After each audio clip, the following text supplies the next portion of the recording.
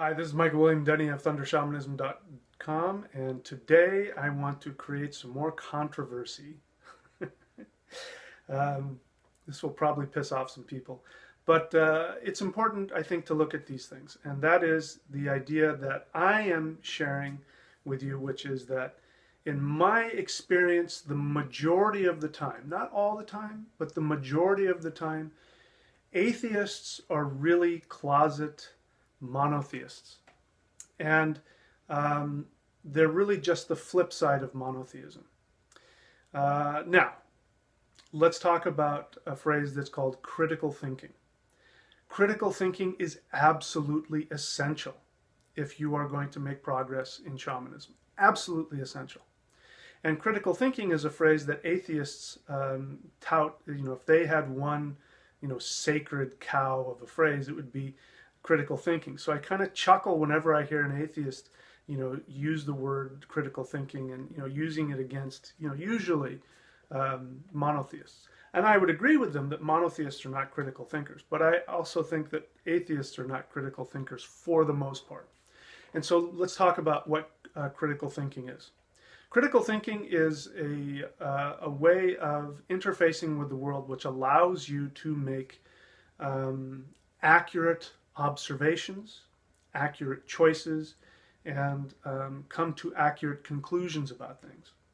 So this is why it's so important, because shamanism is about discovery. It's about making conclusions and acting on those conclusions. So critical thinking does a few things. One of them is you start off with the assumption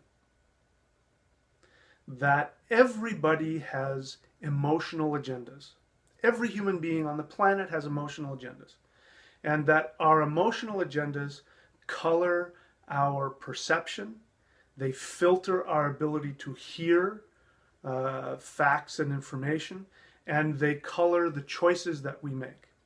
Now, when you have emotional agendas that are attached to survival, fear especially, these are very difficult because they're very deeply ingrained into the unconscious mind. And so this is why you have people who are, do all kinds of these crazy religious things and, do all kinds of crazy things in order to, go to heaven or to be saved or to be righteous, is because they're operating from fear. So their fear-based agenda is completely running all of the choices that they make and all of the conclusions that they come to. In fact, they take their rational thinking, their instinctual experience, and they put them aside in favor of some other imposed belief system. But they do that in order to, survive, because they believe if not, they won't be accepted, they'll go to hell, blah, blah, blah, blah, blah. So I'm making the argument that the majority of atheists are operating from this same emotional agenda. It's running out of fear. Now, we have to examine, in my experience, how does somebody become an atheist? Well, in a society that is a monotheist society, even though, the United States technically, is separation of church and state, we are still a Christian society, a Judeo-Christian society. We operate on Judeo-Christian ethics. We operate on Judeo-Christian ways of looking at the world. Science, education are all based on medieval Christian concepts. Even if you take the religious part out of it, you still have this separation between physical and non-physical. That is a Christian idea. We've talked about that. So we still live in this society. Now, if somebody grows up in this society, even if they're not religious, they are still pounded into their unconscious mind this duality of physical and non-physical. They're also pounded into their unconscious mind this idea that there is one God. There is one true God. And if you do not believe in this one true God, you are sinful and you are bad. Whether or not somebody goes to church, they've still been pounded with this idea that if they do not accept God or Jesus, they will burn in hell forever. So this creates a lot of tension and conflict within the individual, because our survival mechanism is we want to survive. So the idea of spending eternity in hell is very unpleasant. So people, in their minds, they feel like they have to make a choice. So some people make the choice to follow that religion. They become very religious. They become a Christian, whatever. because they don't want to go to hell. In fact, Christianity is based on this whole idea of not going to hell. Now, you get somebody who's maybe more of an intellectual thinker, maybe somebody who's a little more free thinking, and they want to live freely and they want to enjoy their life and they don't like this idea of being judged and thrown into hell. Well, they're going to rebel against that idea. And so instead of stopping and saying, is this a rational way to believe or not, they just assume to go, well, there is no God. Because they still believe that if there is a God, there's only that one. There's only Jehovah. But since I don't like Jehovah, I'm just going to say there is no God whatsoever.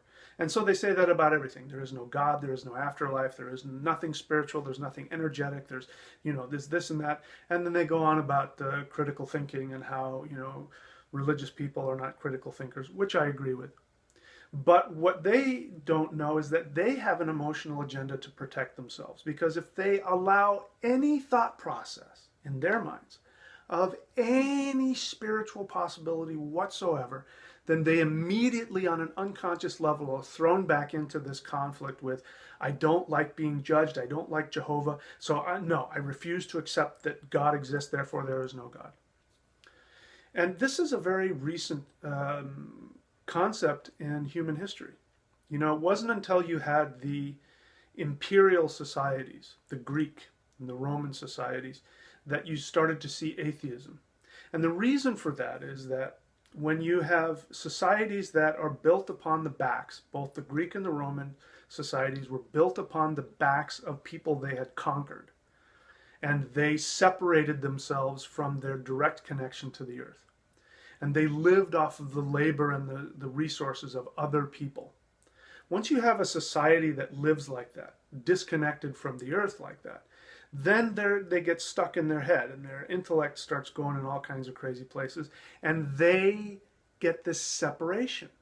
This is where this all started, a separation between spiritual and physical, which then was taken over by Christianity and was then even taken even further to where there's God up in heaven, and then there is lowly earth, and earth is bad and heaven is good. And so this animosity towards anything physical, this separation between spiritual and physical, that's where it started.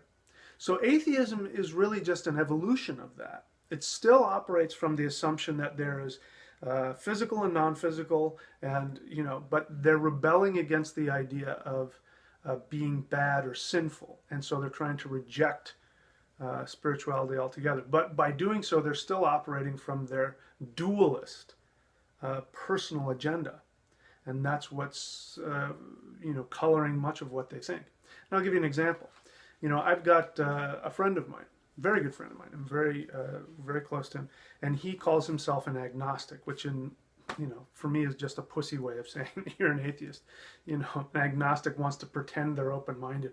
I don't know, but the reality is that they're atheists. Just accept what you are. If you want to be an atheist, be one. Stop pretending you're above it all by you haven't made a decision. Just please. This guy's an agnostic. He's an atheist. And so he and I will have all kinds of conversations. Now, I could get into longer stuff about internal martial arts. He's a martial artist.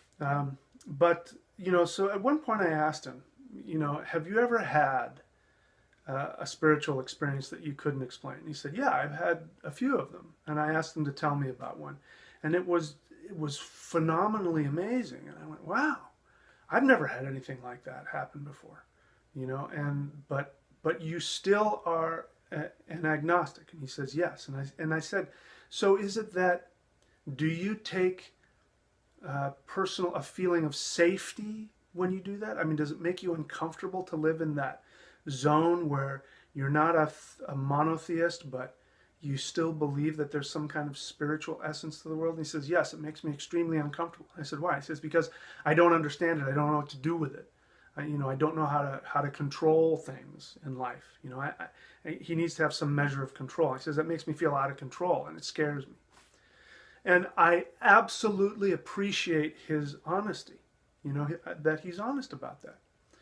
That when it really comes down to it, the choices we make are based upon our unconscious emotional experience. The path of the shaman is the path of fearlessness. This is why I seek to emulate the spiritual warrior, the shamanic warrior. Because to be a warrior, you must be fearless. You must be able to look death in the face and ideally not be afraid of whatever it is that's on the other side of that. Whenever we operate from fear, and anytime people are angry, like they're angrily denouncing this, that, or the other thing, they're operating from fear. Now, I've done this. I do it a lot, and I'm being honest with you about it. I have my personal agenda, if you want to know. I have a fear that monotheist-based thought processes and the influences of those thought processes will potentially destroy our planet Earth through global warming and all kinds of other things. So I have a very strong emotional agenda to protect that. I have a fear about that. Now that's my own personal spiritual journey. I have to learn to let go of that. But I'm still going to do everything in my power to help people change their mind and their thinking. And I'm somebody who says, listen, just intellectualizing everything is not the answer. This is why I follow the path of shamanism. This is why I teach Qigong. This is why all the things that I do are based on practical, real things that will have a physical impact on you, that you can feel viscerally and have personal experiences with. And so this is what I teach. So anyway, enough of that. I could go on and on and on. So anyways, I'm looking for 5 apprentices. These are people whom, once I find these 5 people who I know are committed and are willing to go through all the difficult emotional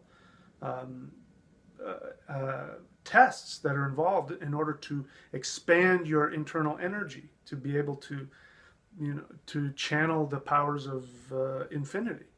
Once I have 5 people who can do that, I'm going to stop looking for apprentices, and then I may look for 2, hopefully 2 that can handle all of it. Now, that doesn't mean I won't try and teach everybody as much as they can handle. It's just in my experience, there are very few people that have the ability to learn absolutely everything that I have to teach. But I want to do that before I'm done with this life.